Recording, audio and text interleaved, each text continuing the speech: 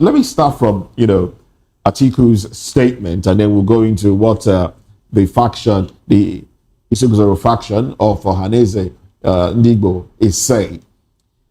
The statement by Atiku that, look, he will support whoever emerges.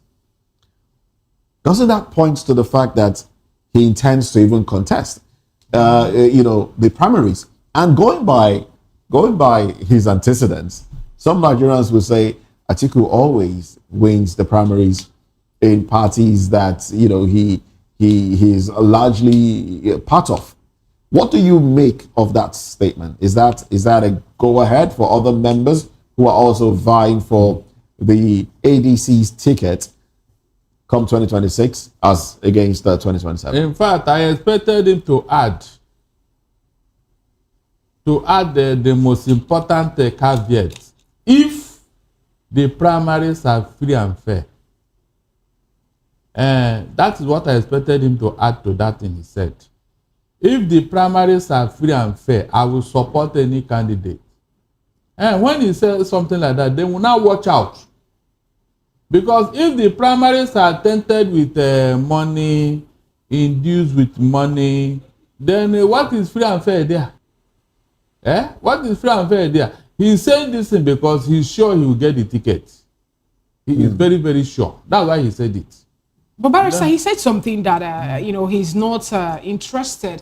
He's not desperate, in going or becoming the president of Nigeria. His major aim is securing a better Nigeria, than being the president. So don't you think that he is going to actually leave the talk by making sure he supports whoever person the people truly are supporting? That statement is a political statement. Or can I even say that he's speaking from both sides of his mouth? A newspaper this morning replied him. You know this Guardian or Vanguard cartoon? Okay. He said, Atiku said that he's not desperate to be Nigerian president. The Guardian cartoon now said, then why are you jumping from one party to the other? Is that not the answer to his question? If you are not desperate, you will have stayed one place now. Or even go and sit down when you fail in one. But you are moving from one party to the other. I mean, why are you not telling us that you are not desperate? This thing doesn't add up. It doesn't. When you see a desperate man, you will see his actions and reactions. You will see his statements. So Atiku cannot tell us that. Are you saying he's not going to secure the better fate of Nigeria? Is that what you're saying, Barrister Dallas? Everybody has always been telling us he will be the best president. With what Tinubu have done to us, it will be very difficult for me to even listen to these people, except one man who have not tried it, and that is Obi. It is Obi that can tell us today, because we know his antecedents, we know his background, we know his character. Okay. It's an Obi that will tell us that he's not here we cannot listen to him. Good. Not all these other people. Barrister, let's finish. We'll talk a bit about Obi, but let me dwell with our article now with you. You are very sure, you are cocksure 100% that Atiku is of the belief that he is going to secure the ticket if they go for primaries. And he said that, look, he should have put a caveat that if it's free and fair, it should be free and fair, transparent, Now, let's go back. Atiku has always been securing tickets, with money. With money. Now, in 2015, right? In 2015, when he left to another party, I can't recall the party he went to now. A lot of governors from the northeast, where he comes from, left with him. Members of the National Assembly, senators and all of that followed him. And he lost the elections. I can't recall whether he got the ticket or not, but he wasn't on the ballot. Now, this is 2023. And you are very sure. So this is 2025, and you are sure that Atiku is saying this because he's going to get the ticket. He resigned from his party PDP a few weeks ago, up to just about a month or so. His governor didn't join him. His senator didn't join him. Members of the House of Rep didn't join him. Members of the House of Assembly didn't join him. Do you still credit Atiku with that level of political value, with electoral value, to the extent that if he goes to the primary, and with what is happening in the ADC, Now he's going to win the elections, even with his deep pockets.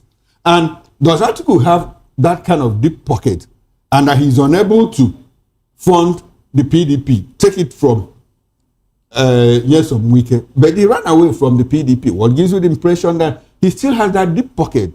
The other time he cried out, the government has destroyed my businesses and all of that. What more can they do for me? I want you to put all of these things together and tell us whether in reality you think that Atiku will actually win the primaries, if they go for primaries, without a consensus. The difference between other parties that he went to is because this particular ADC, Atiku midwifed it. He sponsored it. He gathered these other people into ADC. That is a fact.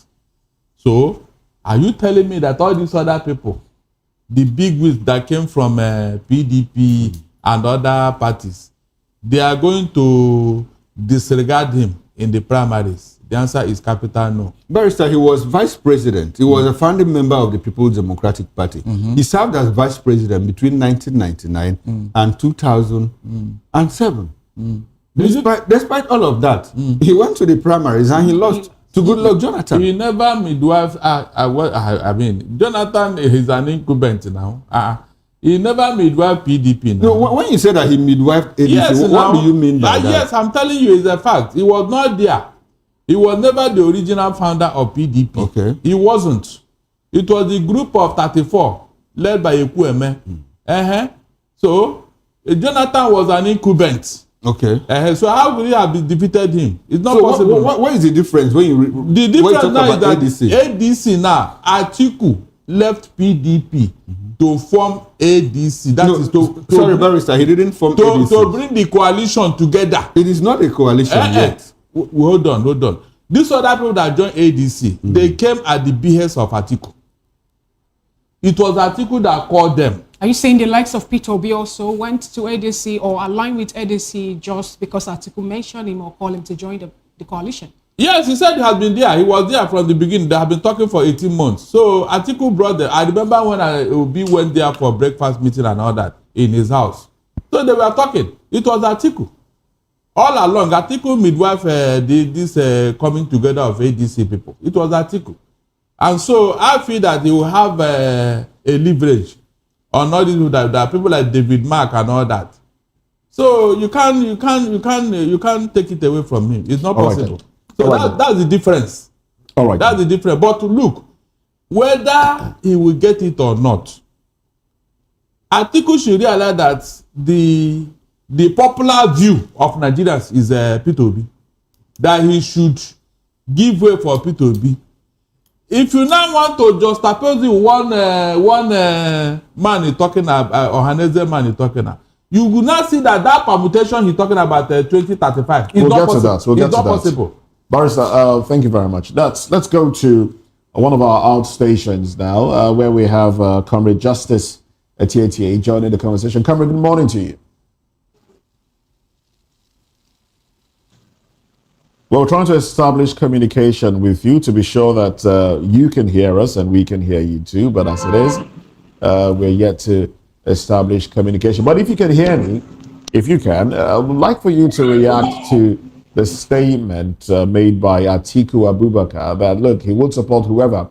And some Nigerians are saying this is a pointer that it wouldn't be an easy race for other contenders within the ADC. As Atiku is, known for winning primaries within parties. And how will this play out for the likes of Peter Obi, who is, of course, seeking to run under a political party, and it seems to have pitched one leg, as it were, within the ADC?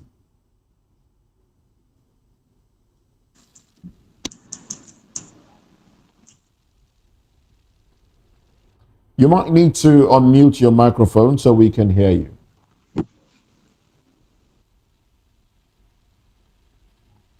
I can't hear you. Oh, you can't hear me because I just heard you now. Can you hear me? Audio is very, very faint. All right, we'll have our engineers fix that, and then we'll get back to Comrade Justice Itietie, who's joining us virtually. We'll fix that and get back to him. Barrister Darlington, yes. Now let's talk about what is supposed to be a support base for Peter Obi, who's from the southeastern part of Nigeria. And the Ohaneze, that faction of Ohaneze in the Igbo, saying for 2027, nah, it's a no-no. Like no Igbo person will contest against President Tinubu. How patriotic would you say that statement is? Especially seeing that. I thank God you called him a faction of Ohaneze. So he's not recognized. In fact, he's the yes man for Tinubu and APC. Meanwhile, he claimed to be an Ohaneze. Do you think that's what it is, or you don't think he's speaking for another larger group of people? No, because he does represent. It's not possible. There are other people within his faction. As long as it's the faction, forget it. As long as the faction, forget it. And that is what these people do. Remember when Afenifere was, together. Padebanjo, who happened to be their leader, did not agree with Tinubu. And what did Tinubu do? He entered into that group and divided them into two. Fashoranti, who had gone on retirement. Tinubu entered into the group. Was he ever a member of the group? No, he entered. No. What do you mean by he entered? He was never. In fact, he never believed in Afenifere. So what do you mean by he entered? Did he become a member? Yes, he went into them. Now, I'm coming now. Listen to me. I said the Padebanjo, who was the leader of that group before he died, did not agree with Tinubu because he told him, no, leave this thing for the Igbos. It's the turn of the Igbos. But Tinubu, because he didn't want to listen, what did he do? He now entered into that group and divided them. He went to Fashoranti, who had gone on retirement. Are you getting me now? You left the leader and you went to somebody who had left the group. You now went to resuscitate him. And brought him back. And there was what? A division among them. So he was now working with Fashoranti until Padebanjo died. So he does this thing, we know. It's their modus operandi. So if you think why is he not talking to Mbata, who is the Ohaneze chieftain? Why is he not talking? Why is he not speaking like this? Tell me. Are you telling me that Isugu is acting on his own? Somebody is inducing him. Barrister, now if you talk about Isuguzoro and the faction that he belongs to and all that, are you in other words saying that the muzzle power of political leaders that he mentioned who are sponsoring and supporting this particular move, Imobi and Nzuko Muna, saying that they are the ones who have actually come up with this particular, let's say statement to show that by 2035, not even 2031, 2035 is when any member of the APC, recall that they also made mention of APC, and they talked about Dave Umahi, who happens to be the Minister of Work now, to be the only qualified Igbo man to be able to take the ticket from APC. This Isuguzo is very good at dropping names. Who is he to be talking of Imobi and all that? Who is he? It's not even it's a non-issue. It's a non-starter.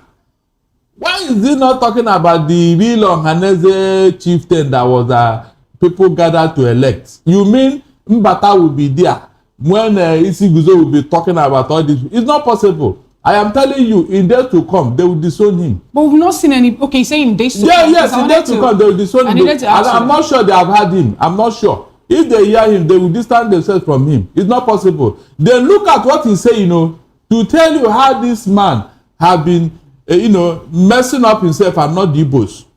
You said we don't have a chance until 2035. Now listen, if Tinubu should go for 2027, end up in 2031, who will now do from 31 to 35 before the Igbos come? Who? If the South will finish, that's under Tinubu, and it goes to the North.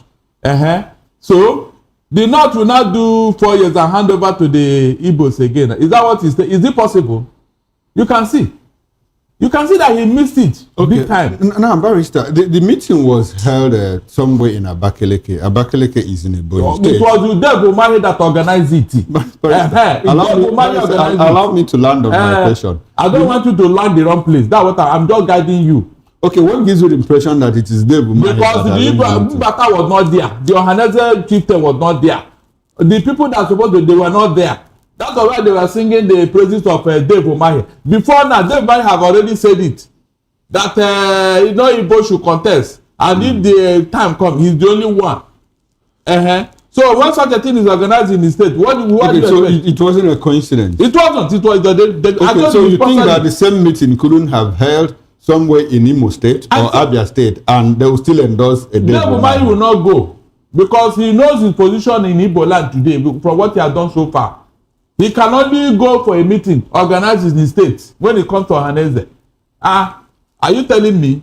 Why was it organized in the state? What has he done? What has he done? Sorry? What has he done? Dave Umahi. Yes, please. Who have been demarcating the Igbos.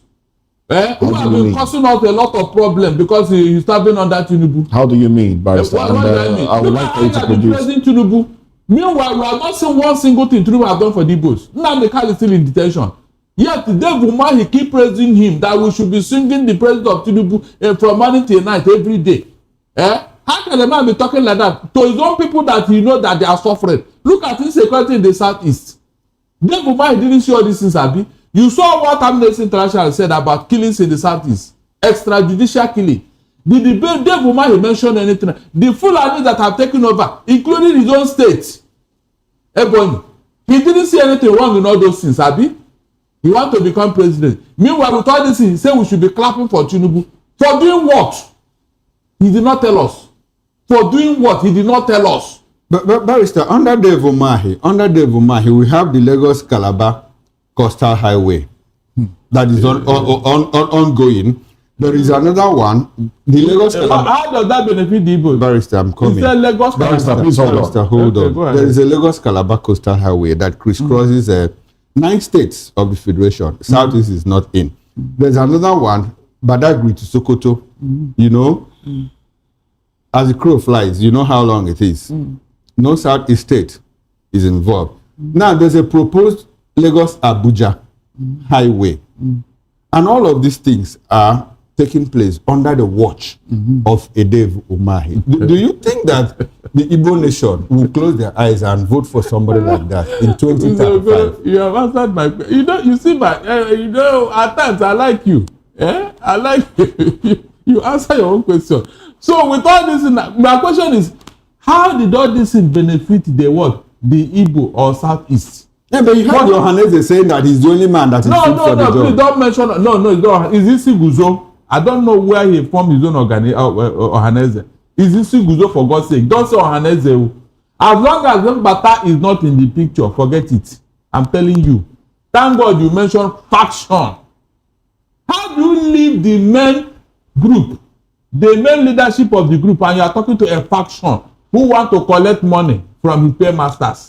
Barrister, with such move and with such person, and then nobody actually is saying anything against him. No Ohaneze group is coming up to say, we don't know this person. And, he's still parading around or moving around with the Ohaneze Ndibo as, a title attached to his statement and all that. What then do you think this will actually do to the Southeasterners or the Igbo man who actually is clamoring and hoping that the number one position might get to that region? Thank God you said that they have ignored him.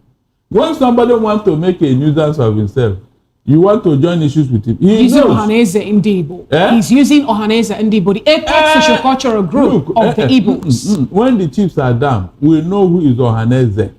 He is making money from the paymasters. Like all these things, organizing and talking.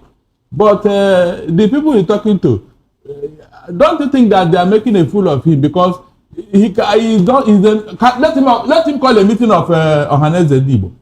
Let him call a meeting of Igbo people. Let me see how many people will come. This was just organized in Ebonyi, sponsored by Dave Umahi. So, how is anybody's interest there? Yeah, he's just frolicking on himself now. Maybe tomorrow now they will call him to Lagos. He will now make another press release and all that. So, I mean, who is behind him? Mention anybody in Igbo land that is behind this Guzo. I mean, people who matter. So these are the things they do. They divide us. Then they use the other people who are against our interests. So my people, that is it. I hope you guys had everything Barrister Darlington said here. Like Omahi is just creating division in Igbo land. Just as I said in my previous video, that the Ohaneze Ndi Igbo that said that no Igbo man will contest for president in 2027, that they need to support Tinubu. There are faction of Ohaneze Ndi Igbo created by Omahi, and they are just there to serve his purpose. So people should ignore that particular statement, because that was a fake Ohaneze Ndi Igbo. So talking about Atiku declaring that he is going to be running for presidential election in 2027.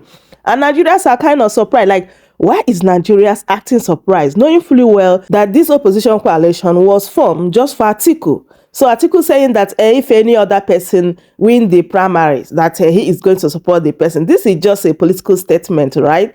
And people are kind of reacting anyway. Let's read out some reactions from Nigerians. So someone said, Atiku Abubakar will not run for presidential election in 2027. He will have to be working for Tinubu to do that again. Another person said, this same man brought about Buhari, helped in destroying PDP through desperation, which helped Tinubu to emerge or to be selected. Now he is here again to do what exactly? Even the northern votes he may be backing on will disappoint him. And another person said, congratulations to Tinubu in advance. So another one said, make una help us beg Baba now, waiting be this, who swear for us like this? And this person said, yet he is not desperate. 1993 to 2027 would have 34 years of trying to be president. What happened to your son trying? Another person said he has been making that statement since 2007. And another one said selfish politicians are the reason why Nigeria will never succeed. And another person said, man is desperately greedy. He deserves Wike. Hey. This one said, was never in doubt that ADC is a vehicle to Atiku 2027 ambition. It is his last run. He will give it all and fail as usual. So my people, that is it. And people are now asking what is going to happen to P2B. Where is P2B going to be contesting for presidential election in 2027? Knowing fully well that P2B has already said it, that definitely he will be in the ballot. So this is just the beginning. We are just in 2025. So by 2026, we are going to see how all these things are going to be playing out, right? Anyway, my people, so make I bring this update to you guys. Do wait to subscribe for more updates, like the video, give it a like, and I will see you guys in my next update. Goodbye for now. Welcome to Shammer Seniors TV. Come on, to scream.